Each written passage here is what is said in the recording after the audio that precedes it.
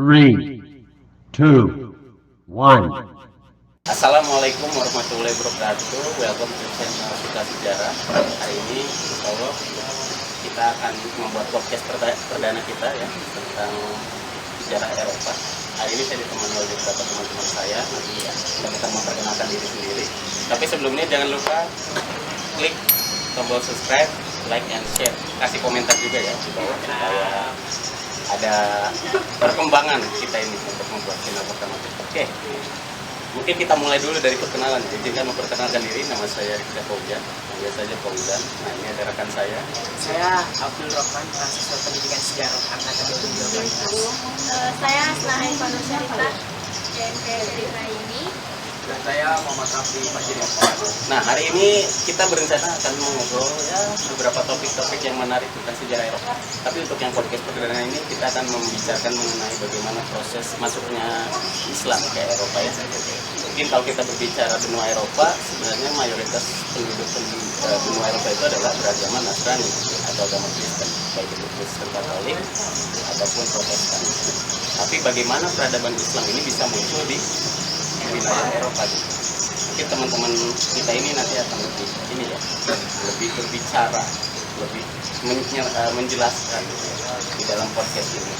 Oke, kita mulai dulu. Jadi Eropa itu pada masa abad sebelum sekarang atau kita sebutnya masa abad ke-8, notabene masih beragama Nasrani ya.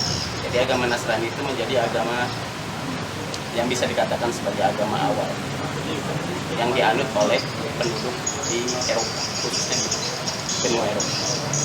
Pada saat itu belum muncul yang namanya Islam masuk ke tanah atau ke jazirah Eropa ini.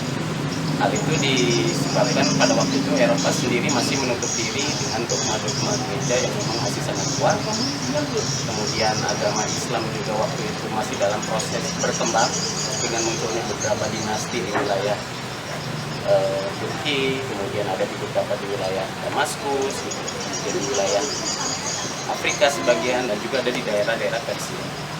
Nah, pada hari ini mungkin kita akan coba obrolkan bagaimana proses berkembangnya dan masuknya Islam ke negara atau bukan ke negara, saya sebutnya ke bangsa, ke peradaban Eropa, ke wilayah Eropa, ke benua Eropa. Kita bisa mulai dari bagaimana ini kira-kira masuknya Islam ini. Ini kan kita harus tahu latar belakang dulu ya. Kira-kira gimana kira-kira? Siapa yang mau duluan?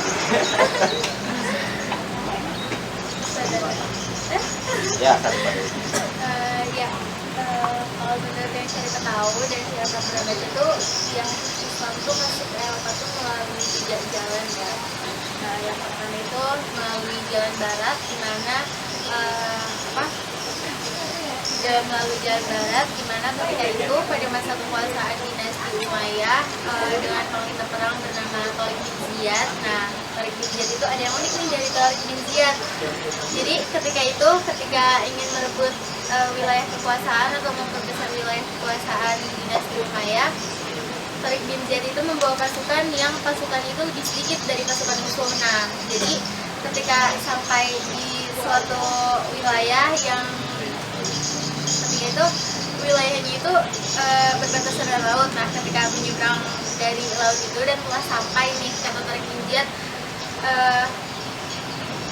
kalian ingin maju untuk berperang atau mundur tapi sebagai pengecut gitu toh. Nah, ketika itu kata-kata Tariq bin Ziyad itu mampu memberikan motivasi para pasukannya untuk ya ngapain sih gitu toh, mundur udah sampai di sini, daripada kita mundur, daripada setengah daripada nanggung, dan lebih baik sekalian mati dalam jihad gitu toh. Nah, ketika itu kapal-kapal yang membawa pasukan juga Tariq bin Ziyad telah membakarnya, jadi otomatis pasukan itu nggak bisa buat kemana-mana dan nggak bisa kembali ke daerah asalnya. Akhirnya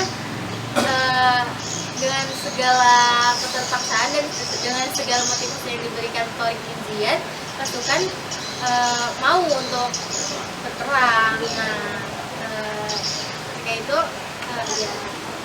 jadi itu yang memang masuk lewat jalur barat ya. Jadi yang laut barat itu artinya pada saat itu umat Muslim itu masuk melalui Selat Gibraltar, Jabal Tarik, kemudian masuk sampai ke wilayah-wilayah di Andalus seperti Toledo, Granada, ya kemudian Sevilla, gitu ya. Dan mereka akhirnya membentuk sebuah peradaban baru, peradaban Islam yang kita sebut itu masih di dalam kategori kekuasaan Umayyah, gitu. Dan memang waktu itu cukup lama. Ada yang mau ini dulu? Silakan namanya. Berbicara tentang masuknya Islam di Eropa ini ya, teman-teman. Kita mengenal tokoh yang menurutnya tadi disampaikan ada Tariq bin Ziyad, seorang panglima perang Tariq bin Ziyad. Bahwasanya beliau yang tadi dikatakan telah membawa pasukan yang lebih sedikit dibanding musuh. Beliau memotivasi pasukannya untuk tetap bertempur. Beliau pernah berkata dengan kata-kata motivasinya, ketika di depan itu terbentang luas musuh, berjuta-juta musuh, di belakang terbentang luas, maka ketika itu Tariq bin Ziyad berkata, hidup itu hanya di dua pilihan, maju berjuang untuk melawan musuh atau mundur kita sebagai pengecut. Jadi itu sebuah untayan motivasi dari Tariq bin Ziyad. Iya, tapi jadi jargon ya akhirnya ya. Iya. Jargon mahasiswa ya. Iya. Iya, maju berjuang atau mundur tertindas. Itu kata-kata yang luar biasa sekali yang digunakan sebagai pemantik semangat bangsa Muslim untuk menaklukkan Eropa pada saat itu. Sampai Ada yang- sekarang. sampai sekarang ya. Ada yang kira-kira bisa ini lagi cerita lagi tentang masuknya Islam di Eropa, masuknya Islam di Eropa melalui jalur timur itu yang saya tahu itu melalui Bizantium Timur. Pada saat itu ketika perang salib, panglima besar Islam atau Bani Turki Seljuk itu yang bernama yang kita kenal sebagai Muhammad Al-Fatih itu menyerang kota Bizantium Timur. Jadi perangnya sekitar beberapa tahun, dan kemudian Muhammad Al-Fatih ini menggunakan strategi mengalahkan Bizantium Timur ini, menggunakan strategi menggali dia bawah tanah. jadi dia lewat jalur ini ya, karena mungkin berpikir di darat sudah tidak bisa mengalahkan lagi kekaisaran Konstantin. Akhirnya dia berpikir jalur mana yang memungkinkan untuk masuk ke wilayah itu, hingga terpikirkanlah masuk melalui jalur bawah tanah gitu, penggalian. Itu luar biasa sekali pada zaman itu, yang sebenarnya pada zaman itu teknologi masih sangat terbatas ya. Artinya untuk melakukan penggalian itu bagaimana? Tidak ada mesin, tidak ada ini ya. Jadi mereka memang mengganti secara manual gitu, digali benar-benar digali. Jadi apa yang dikatakan Raffi tadi, proses yang dilakukan melalui jalur perang, ya banyak korban juga gitu dalam proses tersebut. Dan itu terjadi pada tahun 1453. Mungkin kalau kita paham tahun segitu adalah kalau kita sebut sebagai momentum jatuhnya Konstantinopel kepada tangan Turki Utsmani. Itu menjadi sebuah hal yang luar biasa dalam peradaban sejarah dunia gitu ya. Terjadi perubahan yang sangat besar sekali. Kira-kira ada yang mau tambahkan lagi tentang masuknya dulu, nanti kita akan berbicara Islam akan lebih lanjut nih. Lebih seru lagi.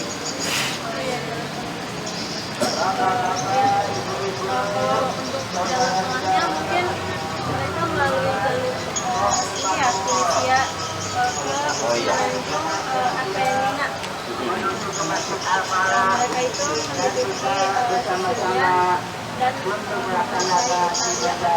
Jadi jalur yang ketiga yang dilalui oleh umat Muslim dalam untuk mengakses ke wilayah Eropa itu melalui Tunisia ya. Mungkin waktu dulu itu ada salah satu pelabuhan terkenal di situ namanya Kartago. Semenjak zaman Mesir pada waktu itu ya, peradaban Mesir sudah menggunakan pelabuhan itu sebagai pelabuhan tempat perjalanan gitu ya. Gitu, tempat bandar perdagangan juga seperti itu. Dilakukan laksana tradisional. Nah, selain itu kita memang perlu tahu juga bahwa setelah Islam berkuasa cukup lama di wilayah Andalus, kemudian di Eropa Timur, maka terjadi juga ya pembagian gitu ya, kalau saya sebut itu terjadinya pembagian peta politik termasuk di dalam agama Nasrani. Pada waktu itu peta politik itu akhirnya terbentuk yang namanya Katolik Roma, Kemudian juga ada kalau torik yang ortodoks ya, yang di wilayah Bizantium Timur. Nah itu yang menjadi dasar kenapa akhirnya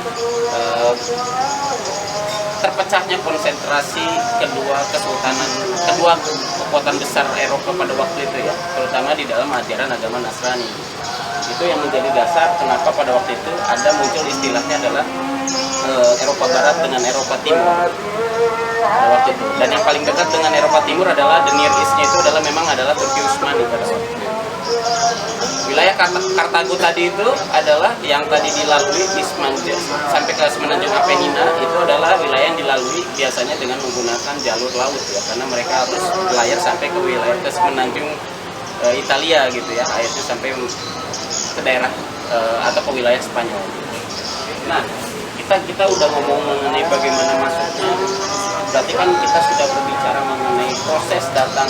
Kemudian kita akan berbicara lagi, ngobrol lagi seputar bagaimana perkembangan selanjutnya Islam di Spanyol atau Islam di Konstantinopel atau di Bizantium atau sekarang itu di Istanbul, atau sebaliknya Islam di Eropa secara umum. Kira-kira seperti apa itu? Setelah masuknya Islam ke Eropa atau ke Spanyol,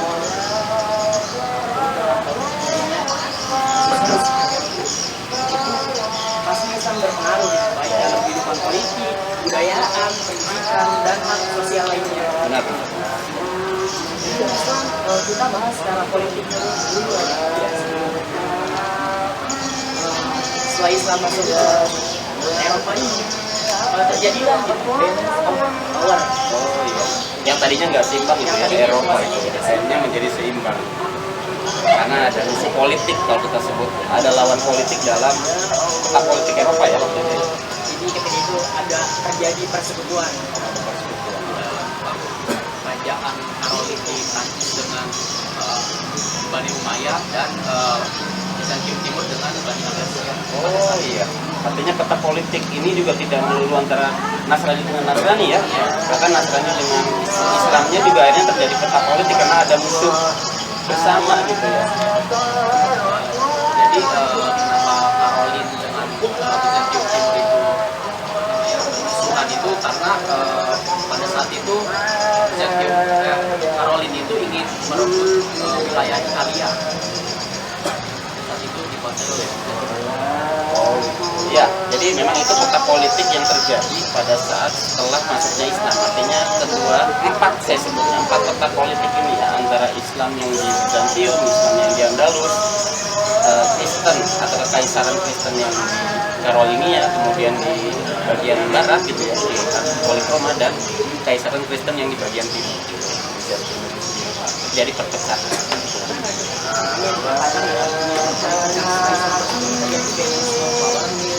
Tadi tidak memandang tadi suatu agama ya, antara Bani Umayyah dengan Abbasiyah dan antara kerajaan Karolin dengan Bizantium Timur. Jadi mereka menempuh persekutuan yang ketika Bani Abbasiyah dan Umayyah memperebutkan kekuasaan Islamnya, dan kerajaan Karolin dan Bizantium Timur memperebutkan kekuasaan di Italia.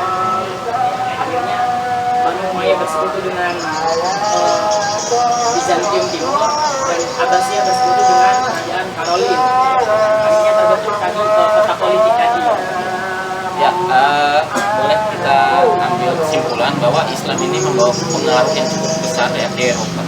Khususnya, memang Eropa itu kan terkenal dari peradaban Romawi Yunaninya, kemudian peradaban Yudeo Nasraninya. Nah, Islam menjadi salah satu peradaban yang memiliki efek terbesar gitu ya, karena hampir sebagian besar penduduk Eropa bukan tidak ada yang Muslim, bahkan hampir banyak yang Muslimnya, walaupun mayoritas masih beragama Nasrani.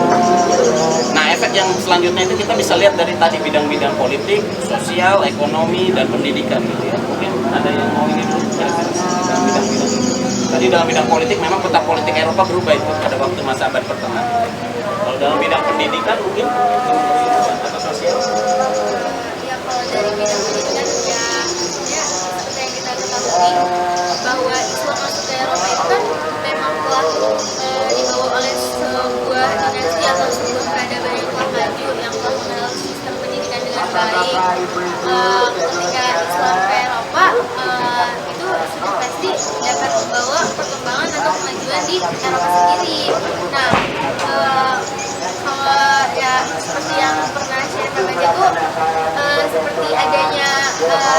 universitas-universitas yang berdiri di Eropa seperti Universitas Cordoba dengan perpustakaan terbesarnya, atau munculnya cendekiawan-cendekiawan baru yang belajar ke Muslim lalu menjadi sebuah penggerak di Eropa untuk menjadikan Eropa lebih baik, seperti ada Alfonsi yang dimana ketika itu dia belajar kedokteran, dan setelah dia belajar kedokteran di Islam, setelah dia selesai belajar kedokteran di Islam, dia menjadi dokter pribadi dari Raja Henry pertama.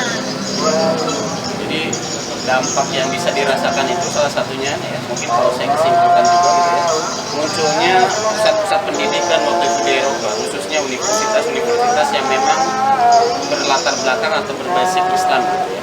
Dan ilmu pengetahuan pada waktu itu berkembang. Kenapa? Banyak dilakukan riset-riset dalam bidang-bidang pendidikan yang berkenaan dengan kedokteran gitu ya.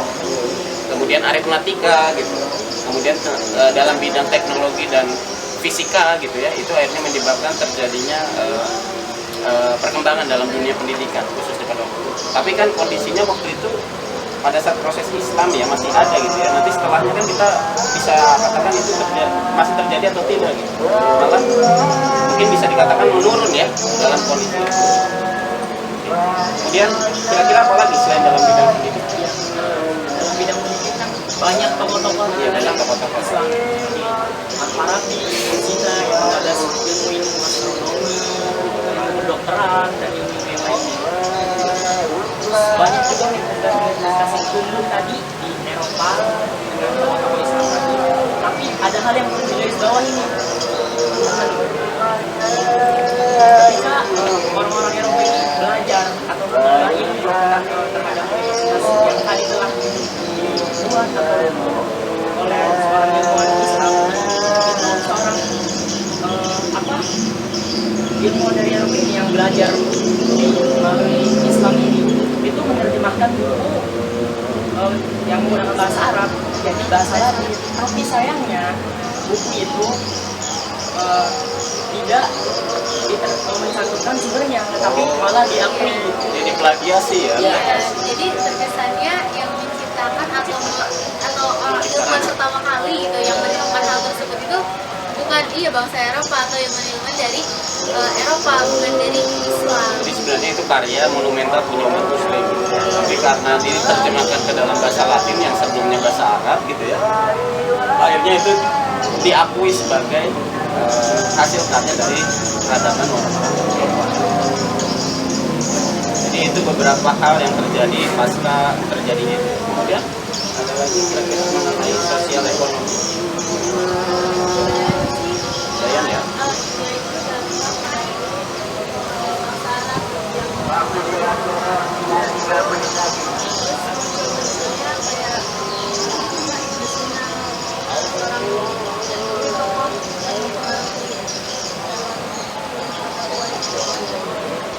Jadi ada beberapa hal juga ya dalam bidang konteks kebudayaan. Mungkin selain persebaran agama Muslim dan munculnya kota-kota Islam gitu ya, dalam bidang politik gitu ya waktu itu. Tapi di situ juga ada pertukaran atau silang budaya ya. Memang beberapa dampak dalam bidang itu sangat berpengaruh sekali bagi peradaban Eropa ya terutama tadi. Kira-kira ada yang mau kasih komentar lagi tentang ekonomi, bagaimana tuh perkembangan ekonomi setelah terjadinya proses masuknya Islam? Dari ekonomi sih di Eropa itu awalnya kan Islam tuh yang telah dibawa oleh Kristen dari masa dinasti Budaya itu kan masa yang Indonesia, terus itu diteruskan oleh Konstantinopel. Nah pada saat itu kan Islam dibawa oleh suatu peradaban yang sudah maju, yang sudah memiliki perekonomian sendiri, yang telah memiliki peradaban sendiri, telah memiliki peralatan yang memang terbilang sudah cukup canggih dalam yang maksudnya untuk menunjang perekonomian bangsanya sendiri. Nah ketika Islam datang di Eropa, alhasil membawa suatu dampak kepada Eropa, di mana kan pada saat itu emang Islam sudah menjadi sebuah pusat perdagangan ya, yang memang letak letak geografisnya yang strategis atau dekat dengan perairan, menjadikan Eropa menjadi sebuah iya, sentral perdagangan. sentral perdagangan Karena sampai ada Islam peradaban baru. sendiri. Jadi memang pada saat penutupan, kalau saya sebut itu ketika jatuhnya Konstantinopel, itu memang sempat diputuskan ya oleh bangsa Turki Utsmani mengenai khususnya barang-barang yang akan masuk ke wilayah Eropa. Sengaja diputuskan untuk memblokade. Tapi dari situ juga kita bisa berkata akhirnya dibuka kembali gitu. Terjadi proses pertukaran barang. Yang tadinya sebelumnya memang mengoptimalkan jalur, saya sebutnya itu Silky Road ya, jalur sutra gitu ya di wilayah Asia Tengah itu. Kemudian akhirnya jalur itu kemudian bisa digunakan lagi, bisa dimaksimalkan lagi. Walaupun pada waktu itu orang Eropa udah mulai muncul ya pelayaran ya. Nah, mereka sudah mulai meningkatkan teknologinya karena pada waktu itu ketika bahan-bahan baku dari Asia tidak bisa masuk, khususnya rempah-rempah gitu. Akhirnya mereka berusaha mencari sendiri daerah-daerah yang menjadi penghasil rempah-rempah itu. Nah, itulah yang menyebabkan orang Eropa itu akhirnya berkembang dan melakukan pelayaran gitu ya, sampai ke wilayah-wilayah Asia khususnya, bahkan sampai ke Nusantara gitu. Itu yang terjadi. Kira-kira gimana lagi pada saat ini? Kan pada waktu itu Spanyol artinya kan kekuasaan kerajaan Ferdinand gitu ya, dari Aragon, kemudian Ratu Elizabeth dari Castilla gitu. Itu kan musuh bersama itu ya kalau saya sebutnya dalam proses menyingkirkan peradaban Islam di Andalus gitu. Nah itu kan yang justru Eropa Timur masih kuat ya peradabannya, tapi kenapa yang di Barat malah akhirnya kendur gitu ya. Kemudian sampai akhirnya pada saat itu